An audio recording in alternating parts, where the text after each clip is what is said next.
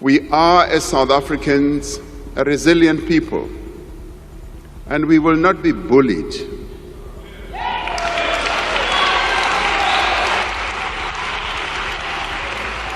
We stand for a non-racial future, and we stand for democracy and tolerance as well as compassion. South African President Cyril Ramaphosa firmly stated on Thursday that his country will not be bullied in the face of international criticism, particularly from the United States. The remarks followed US President Donald Trump's recent threat to cut off funding to South Africa over a controversial land reform. In his response, Ramaphosa refrained from naming Trump directly but addressed the broader geopolitical tensions during his annual State of the Nation address. We are witnessing the rise of nationalism, protectionism, the pursuit of narrow interests, and the decline of common cause. Now, this includes 375 billion rand in spending by. We will not be deterred. We are, as South Africans, a resilient people, and we will not be bullied.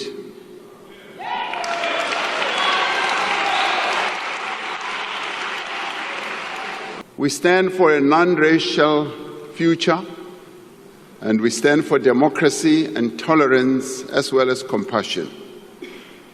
We stand for equal rights for women, for persons with disability, and for members of the LGBTQIA+ community.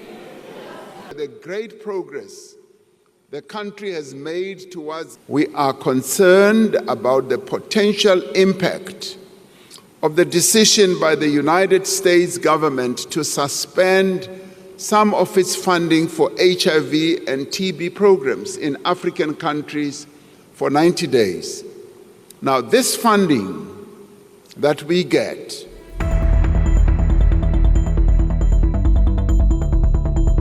Trump's comments made on Sunday were aimed at the country's land reform legislation, which seeks to address racial disparities in land ownership. Terrible things are happening in South Africa. The leadership is doing some terrible things, horrible things. So that's under investigation right now. We'll make a determination. And until such time as we find out what South Africa is doing, they're taking away land, they're confiscating land, and actually they're doing things that are perhaps far worse than that. The comments came amidst another wave of criticism from the United States, with Secretary of State Marco Rubio also condemning South Africa's policies. Rubio announced he would not attend the upcoming G20 summit in Johannesburg, citing concerns over South Africa's use of the G20 platform to promote solidarity, equality, and sustainability. South Africa took over the G20 presidency in December, becoming the first African nation to do so.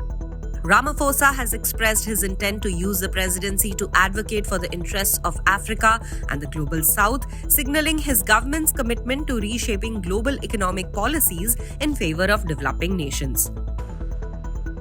Domestically, Ramaphosa's leadership is facing the challenges of a coalition government formed after the African National Congress lost its parliamentary majority in last year's elections. This shift led to a partnership with the Democratic Alliance, which is the country's largest opposition party. Ramaphosa's response to external pressure and his commitment to domestic reforms reflect his determination to balance South Africa's international relationships while addressing the pressing economic challenges facing his nation.